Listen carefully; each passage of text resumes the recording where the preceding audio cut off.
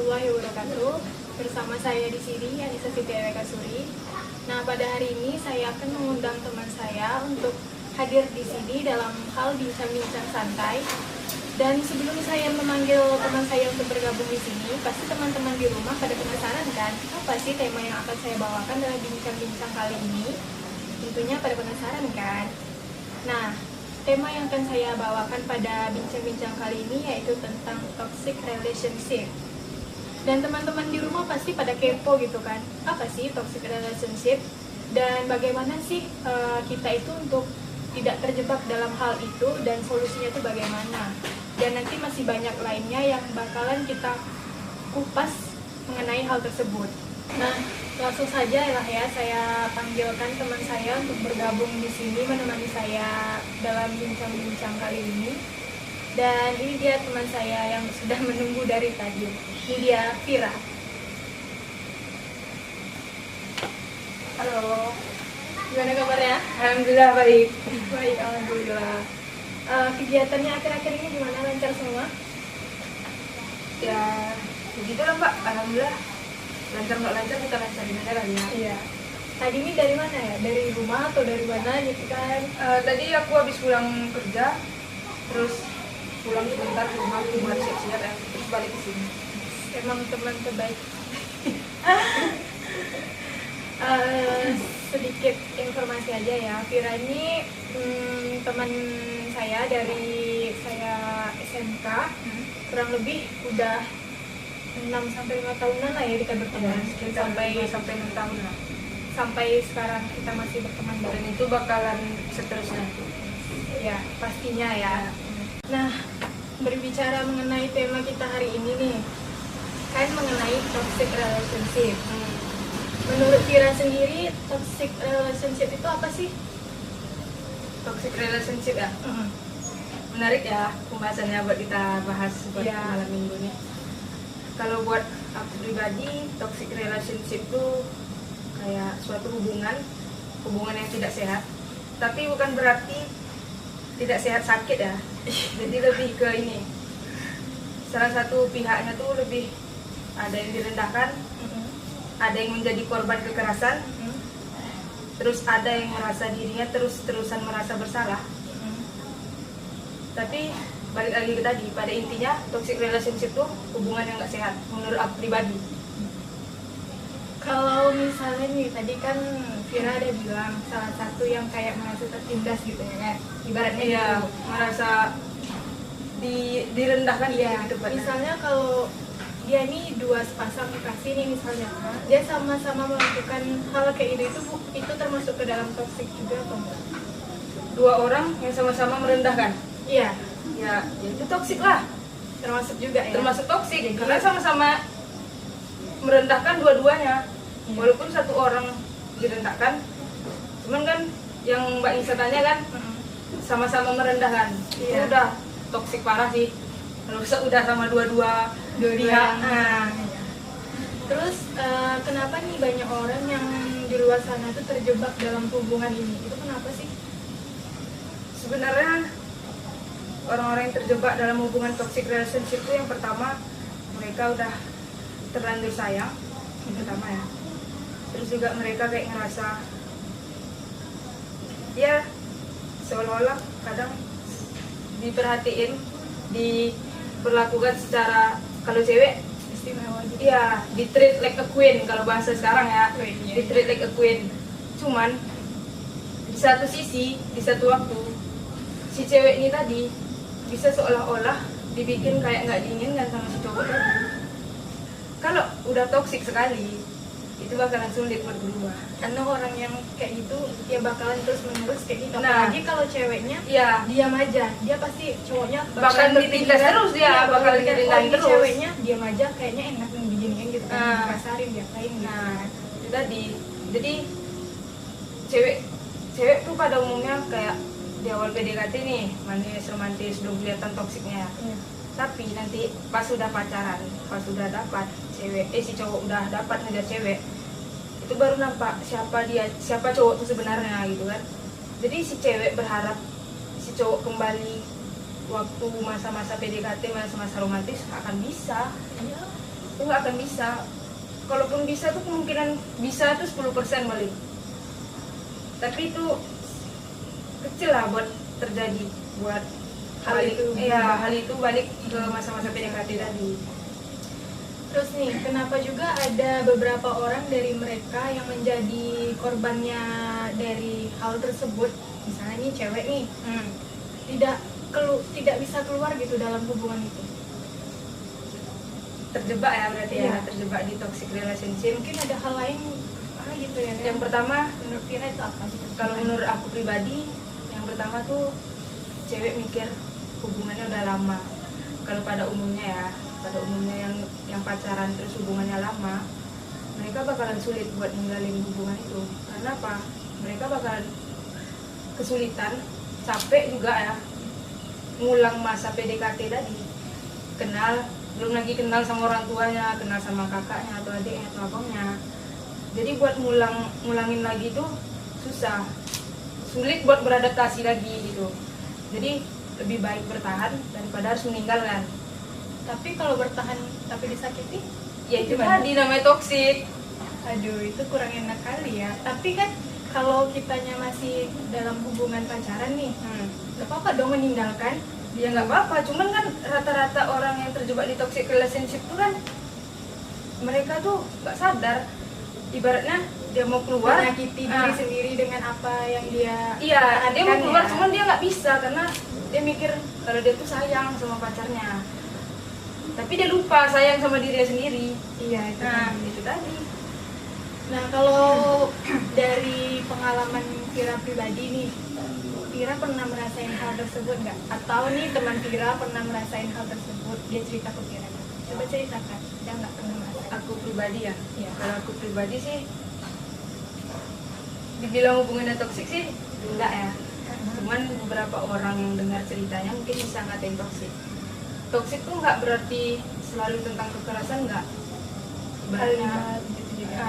bisa jadi dengan kalimat, kata-kata, atau sekalipun dia nggak main tangan, main fisik ya.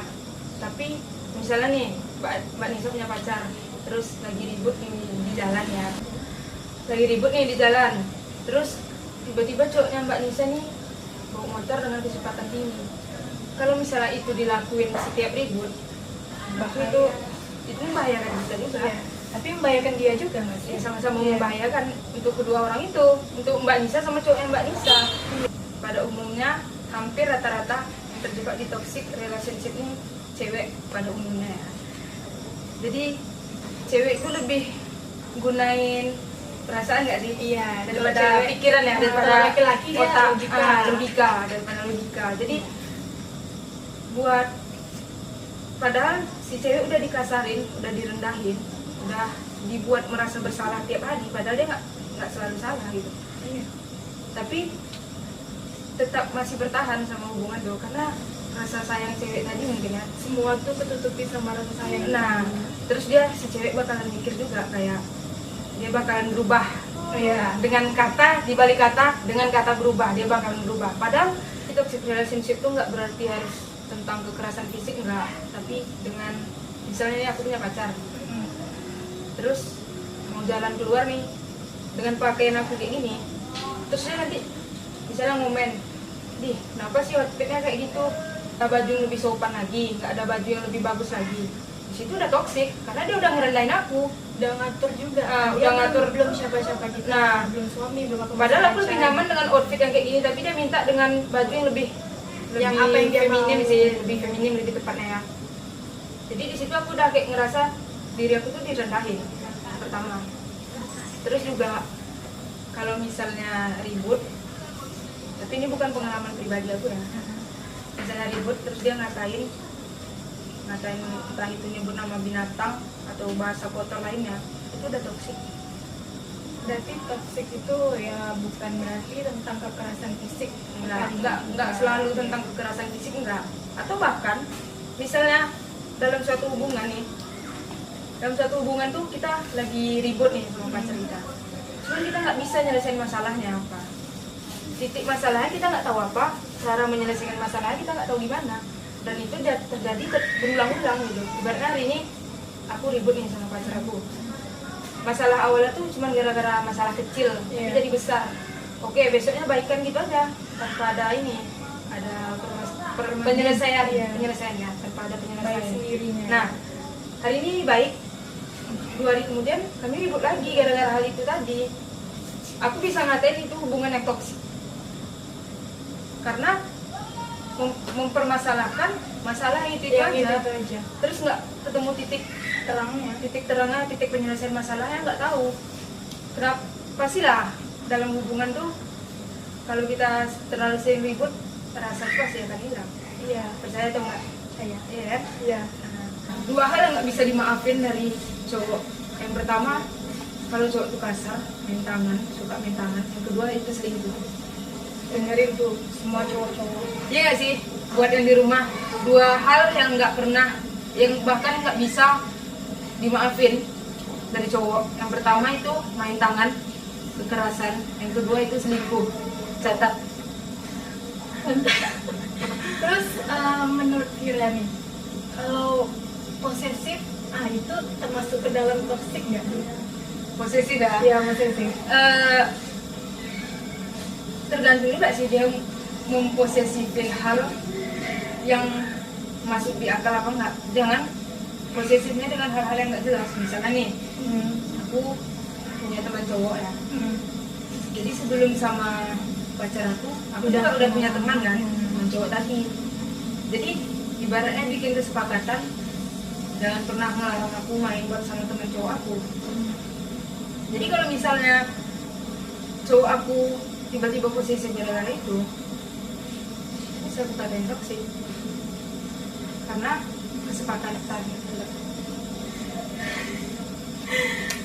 kesepakatan dari awalnya jangan larang aku buat main sama teman cowok aku gitu.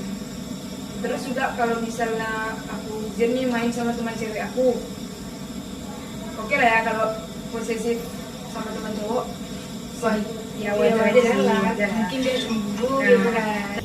Misalnya nih aku main sama teman-teman cewek aku, terus dia tiba-tiba melarang, aduh ngapain sih main ngumpul-ngumpul nggak jelas, buang-buang uang, kan ada aku di sini, mendingan kamu sama aku.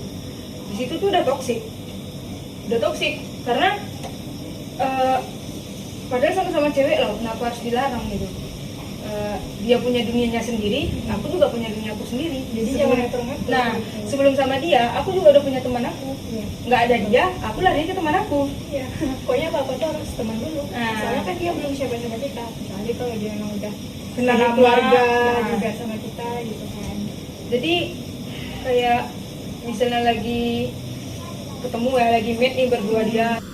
Terus kita misalnya bikin story nih ya, teman-teman kita pada nge-reply nih misalnya, kita pasti balasin satu-satu dong DM dari teman-teman kita tadi, balasan tentang story kita tadi dari teman-teman kita.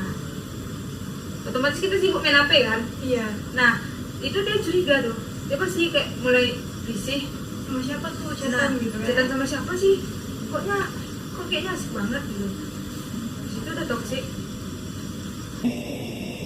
Nah, gimana ini pandangan Vira pada si korban yang mendapatkan hal-hal buruk gitu dari pasangannya, tapi dia nggak berani untuk speak up gitu, bicara ke keluarga gitu kan, yang paling dekat lah keluarga ya kan, tapi dia nggak berani gitu untuk speak up gitu kan. Coba Vira jelasin menurut pandangan Vira.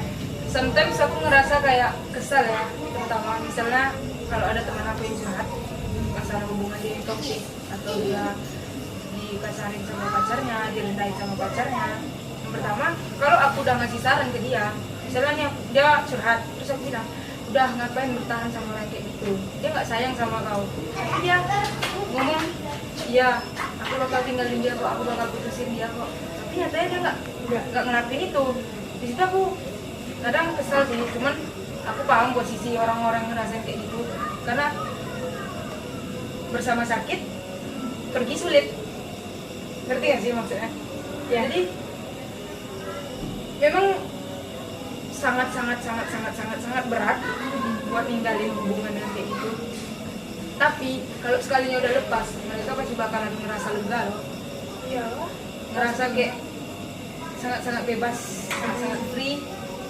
Karena pasti mereka nanti bakalan bilang, aduh kenapa nggak dari dulu nah, gitu ya kan? pasti nanti mereka bakal nyesal juga sih, karena kayak mikir gila ya, sebodoh itu gua sama dia dulu, sebodoh itu aku sama dia dulu, bahkan sampai rela buat ngeluarin air mata cuma gara-gara dia. Iya. Sebodoh itu aku mencintai dia, pasti nanti bakalan ada penyesalan saya. Penyesalan itu pasti di akhir. Nah, di awal namanya pendaftaran ya, enggak. Nah, menurut Vira nih, apa sih yang harus dilakukan bagi orang-orang yang di sana, misalnya seperti saya nih, kan alhamdulillah belum pernah terjerumus dalam hal-hal tersebut ya kan, agar tidak terjebak gitu dalam hal tersebut. Apa yang harus dilakukan sebelum terjerumus gitu? Yang pertama, kalau mau kenal seseorang, Kenalnya lebih dekat. yang pertama itu, terus kita jangan langsung kayak ngeluarin semua sifat asli kita itu semuanya, bikin orang penasaran sama kita. Ibaratnya nih, Mbak Anis dekat sama cowok, mulai PDKT ya misalnya, nggak usah langsung nunjukin semua sikap yang ada di diri Mbak Anis, nggak usah, bikin cowok itu penasaran. Karena kalau kata orang-orang ya, artikel-artikel yang aku baca juga, sifat seseorang tuh bakalan keluar, sifat asli seseorang tuh bakalan keluar setelah 4 bulan kita kenal dia. Jadi ibaratnya kayak mendekatin cowok langsung, memang sih nggak semua orang punya sifat kayak, ada yang mudah baper, ada yang sangat sulit untuk baper. Jadi nggak usah terlalu ditunjukin semuanya, ditunjukin kalau aku tuh gini loh, aku tuh orangnya kayak gini loh, aku tuh pengennya kayak gini loh, nggak usah kayak gitu. Terus yang buat cewek juga, hati-hati kalau buat kenal sama cowok, cari tahu seluk-beluk siapa dia, dari mana latar belakangnya, kayak gimana latar belakangnya, dicari tahu. Jadi seumpama kita jalin hubungan sama dia, kalau rasa-rasanya kita cocok nih, misalnya sefrekuensi atau asik sama dia, udah jalanin aja, kenapa enggak gitu ya. Asal di diri kita tuh kita ngerasa nyaman sama dia. Jadi ibaratnya tuh kayak, kalau misalnya kita punya pacar atau punya gebetan, dia tuh nggak sefrekuensi sama kita, tapi kita nyaman sama dia, ini tuh bakalan sulit, bahkan bisa jadi itu nanti hubungannya jadi toksik sih, menurut aku kayak gitu sih ya. Soalnya kan kadang kita nggak bisa juga sih mengenal orang awal, maksudnya nggak bisa mengenal orang di awal-awal itu, karena tadi kan kayak Vira bilang, cowok tuh bakalan manis di awal, Nah, nanti kebanyakan ke rata-rata. belakangnya tuh bakalan keluar juga. Iya, karena apa? Karena mereka tuh udah dapetin apa yang dia mau loh. Ibaratnya si cewek ini udah ngasih, udah nunjukin semuanya sifat cewek, udah ditunjukin semuanya. Makanya si cowok udah, alah, rupanya dia kayak gitu, alah dia kayak gitu. Ngapain aku penasaran? Ngapain aku cari tahu lagi? Karena aku udah tahu semuanya. Karena dia udah nunjukin semuanya. Aku mikirnya kayak gitu, karena makanya kalau ya walaupun nggak banyak yang dekatin ya, cuman kalau buat didekatin tuh aku masih selalu pegang prinsip kayak gitu. Gak usah tunjukin siapa diri kau sebenarnya, gak usah tunjukin semua apa sifat kau, mulai dari sifat buruk sampai sifat baik, gak usah ditunjukin. Jadi ibaratnya kayak gini loh, perlakuin dia kayak gimana dia ngelakuin kita. Tuh dengerin, bagi semua orang yang belum terjebak di dalam situasi kayak gini, ikutin prinsip dari Vira tadi. Jangan keluarin semua sifat kita di awal kenal, biarkan dia yang kayak penasaran gitu ya sama kita. Ya, Dan biarkan nanti kita cowok bakalan lama-lama mati tahu penasaran. juga, Ya. kita bakalan tahu juga sikap asli cowok tuh gimana gitu dari hal tersebut.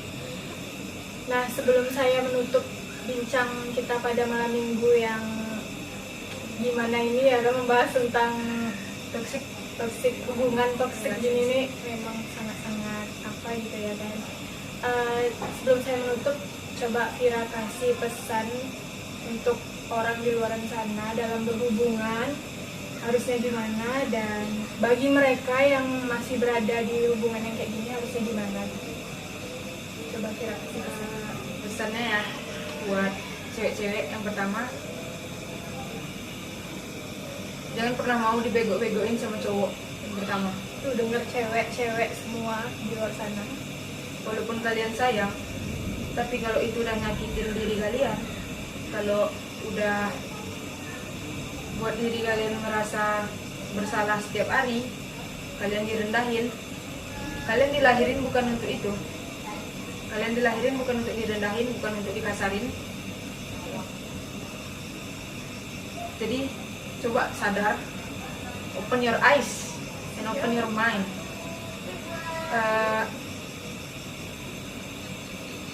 Kenapa kalian sama dia bisa sayang? Kenapa kalian nggak sayang sama diri kalian sendiri? Seharusnya sebelum kalian jalanin hubungan, seharusnya yang pertama tuh kalian harus sayang sama diri kalian sendiri dulu, baru kalian bisa sayang sama orang lain, gitu. Jadi ibaratnya waktu kalian udah bisa nyayangin diri kalian sendiri, nggak masalah kalian buat jalanin relationship, buat suatu hubungan sama orang. Terus juga jangan berlindung di balik kata sayang, atau jangan berlindung di balik kata dia pasti bakalan berubah, karena itu kemungkinannya sangat kecil untuk berubah, cuma 10%. Iya. Jadi kalau rasa-rasanya yang udah nggak bisa dilanjutin, ya udah nggak usah dilanjutin. Kalau pribadi ya, cuman nggak semua kepribadian orang itu sama. Tapi kalau aku pribadi, tipe orang yang kalau udah nyakitin, kalau udah memang nggak bisa buat diperbaiki lagi, Ya udah gitu. Ya. Sampai di sini aja. nah kalau udah nggak ada kebahagiaan lagi jalannya, kenapa aku harus lanjutin? Ini aku cari kebahagiaan yang lain. Ini bukan berarti sama orang lain ya. Kebahagiaan aku tuh banyak, bisa jadi sama teman-teman aku, keluarga ya. sama keluarga, atau bahkan aku bahagia sama diri aku sendiri. Jadi nggak, untuk bahagia tuh nggak harus bikin relationship sih menurut aku, kalau dari aku pribadi. Jadi pesannya itu aja, kalau misalnya kalian udah terlanjur hubungannya udah lama, jadi sulit buat ninggalin, percaya sama aku, kadang nggak semua orang tuh bisa jadi teman hidup. Beberapa ada yang ngasih kita pelajaran untuk hidup. Iya. Iya nggak sih? Jadi kalau misalnya kalian nggak jadi sama pacar kalian yang sekarang, walaupun hubungan kalian udah lama, percaya Bakalan dapat yang lebih Nah, bagus lagi, lebih takdir baik Tuhan lagi tuh gitu. memang benar-benar luar biasa. Kita sebagai umat ya cuman bisa ngerencanain, tapi yang nentuin, yang nakdirin tuh tetap yang di atas. Nah, tuh dengerin bagi semua orang-orang yang di luar sana yang Terutama yang mendengarkan ya, terutama yang cewek ya, yang melihat video ini. Dengerin apa katanya Vira, pesan Vira tadi, jangan mau dibego-begoin sama cowok, jangan suka berlindung dari kalimat kata sayang, aku sayang sama dia gitu, dia bakal berubah. Itu jangan pernah, karena sebaiknya kita tuh harus menyayangi diri kita sendiri gitu, sebelum kita menyayangi orang. Kalau kita menyayangi diri kita sendiri, otomatis kalau kita dikasarin, oh pasti ini nggak baik dong di diri aku, pasti aku harus udahlah ngapain gitu berada di hubungan seperti ini yang menyakitkan diri kita ya, kalau kita udah menyayangi diri kita gitu.